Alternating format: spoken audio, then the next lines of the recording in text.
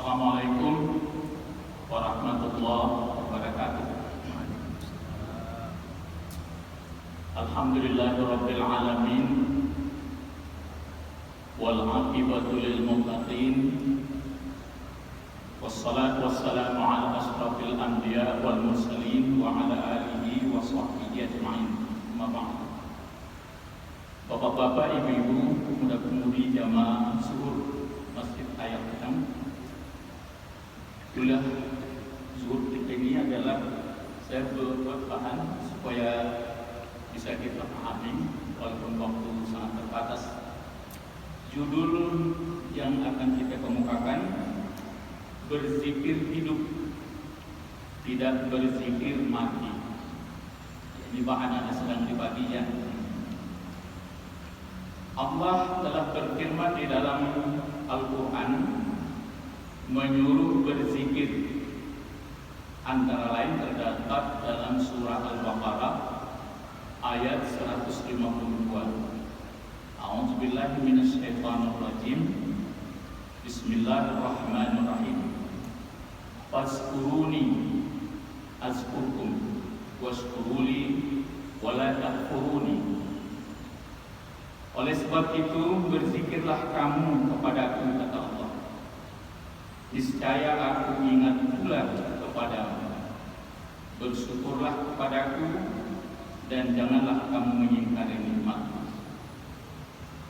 Ayat sebelumnya, maksud sebelum 152 ini, menjelaskan bahwa kehadiran Nabi Muhammad, datang dia membacakan Al-Quran dan menampilkan penjelasannya, yaitu hadis tibyan, dan mengajarkan sesuatu yang belum diketahui seperti kisah umat dahulu, kemudian kisah para nabi, kisah yang akan terjadi. Oleh sebab itu berzikirlah, niscaya Allah ingat pula pada kita bersama. Sidang zuhur yang berbahagia,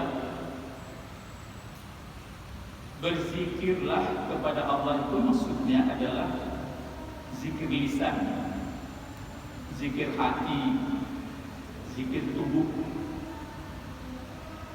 Misalnya sholat, ya, sholat itu kan zikir. Aqimus sholat li zikri, sholat itu zikir juga. Mengandung 3 unsur sekurang-kurangnya. Pertama, dalam sholat itu ada 3 unsur. Pertama, tasbih dan takbir. Ya, ada di dalam sholat kita itu tasbih, takbir. Carilah.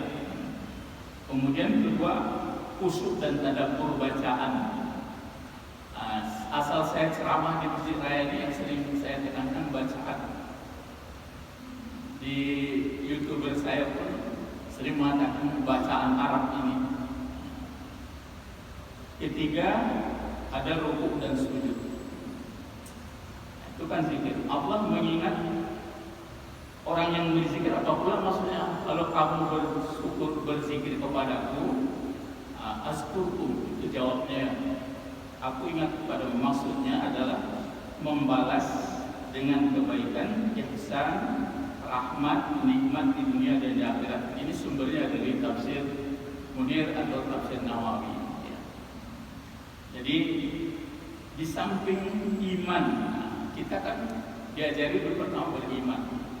Ada 3 unsur terkandung pada zikir.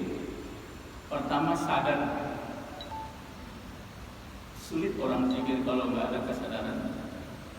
Yang kedua, berucap. Akibat sadar itu keluar ucapan. Berikut, berbuat. Pendidikan sangat menentukan untuk itu. Menggunakan akal pikiran tentang diri kita dan alam sekelilingnya. Lihat, ini contohnya. Betapa uniknya ciptaan Allah. Semuanya ini tidak dapat kita ciptakan, hanya dapat untuk menikmati. Menikmati pun sangat terbatas, batasnya pun tidak diketahui. Bayangkan. Jadi kalau ada kesadaran kita itu datang, makin tinggi ilmu manusia, semestinya sejahtera pula hidup manusia, dan semestinya semakin sadar pula manusia kepada Allah Subhanahu wa Ta'ala. Sebab sejahtera yang abadi akan terwujud manakala bersamaan sadar kepada Yang Maha Pengasih dan Penyayang dan sadar pula tentang zikir tadi. Unsur zikir tentang sadar berarti sangat mengenal Allah.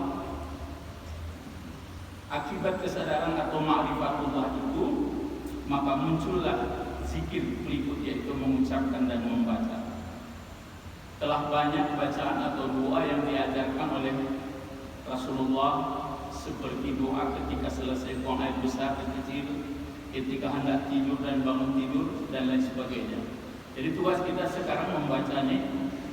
Semakin tinggi kesadaran seorang terhadap kekuasaan dan nikmat Allah, maka semakin tidak henti-hentinya ia berumat kami atau sekurang-kurangnya berzikir dalam hatinya.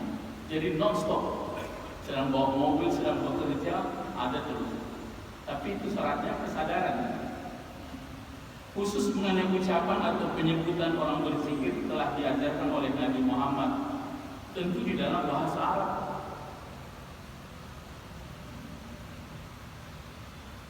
Oleh sebab itu, pendidikan dan latihan terutama bagi anak-anak didik, karena tangkapan mereka masih kuat, semestinya diajarkan sendiri sedini mungkin tentang seluk-beluk bahasa Arab.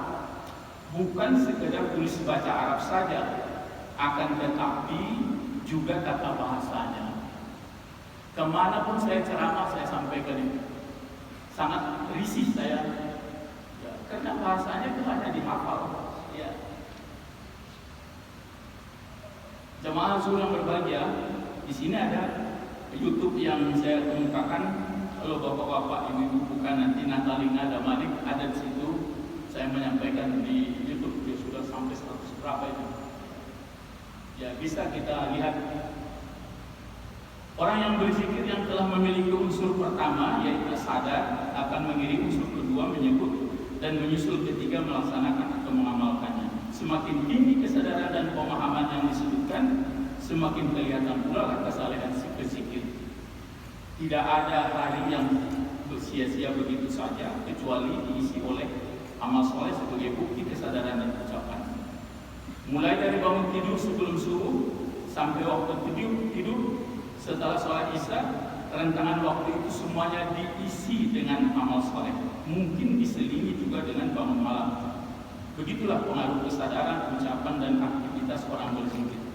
Hidupnya pun penuh dengan amal soleh yang mencakup ibadah, makna atau ghair makna. Untuk itu Rasulullah mengemukakan perumpamaan an Abi Musa al-Ash'ari radhiyallahu anhu anin Nabi sallallahu alaihi wasallam qala masalul ladzi yazkuru rabbah wal ladzi la yazkuru rabbah masalul hayy wal mayyit, akhrajahu al-Bukhari.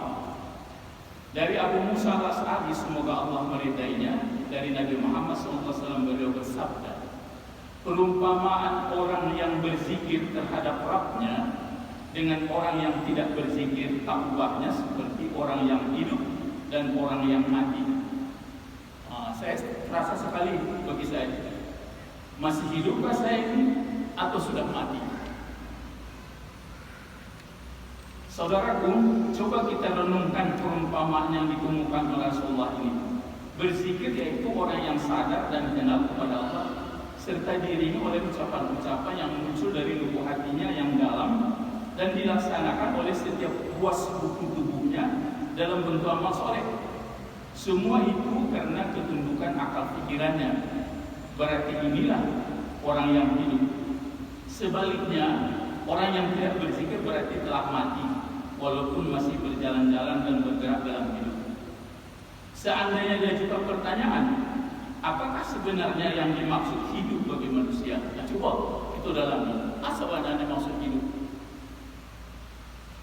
Di sini jawab. Lalu dijawab pula dengan mendalam, arti hidup bagi manusia adalah beramal soleh. Kalau tidak beramal soleh, kita lagi mati.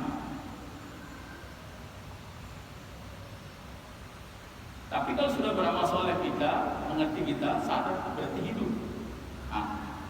Hidup sama dengan amal soleh, tidak diisi dengan amal soleh sama berarti mati. Tapi jangan dituduhkan seorang marah orang sama kita. Karena ada duduk di lapo atau di mana, ada mengandung soleh atau tidak? Kalau tidak sudah mati. Coba perhatikan, lihat Al-Quran. A'udzubillahi minasyaitonirrajim, surah Al-Baqarah yang sering dibaca kalau takziah.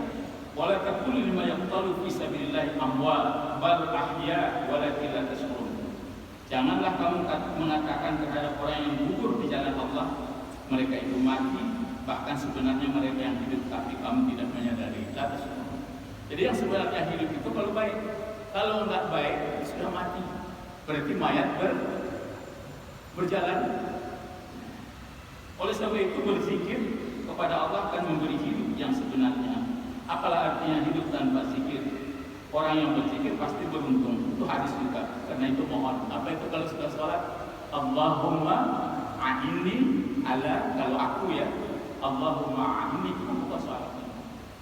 Saya sering lihat itu, Ustaz sudah lancar membaca hadis, cuma si jamaah cuma hafal aja. Makanya kalau kita sudah tua-tua ini, oke lah, ayah belajar bahasa Arab. Anak-anak yang kecil lagi, ya, Allahumma a'inni ala zikrika wa syukrika wa husni ibadah.